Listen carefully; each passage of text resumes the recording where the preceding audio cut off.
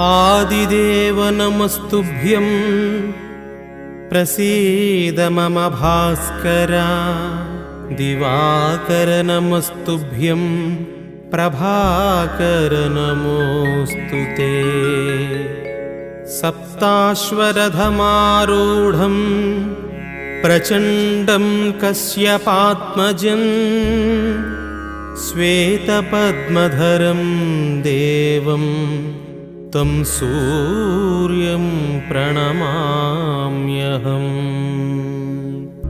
लोहितं रथमारूढं सर्वलोकपितामहं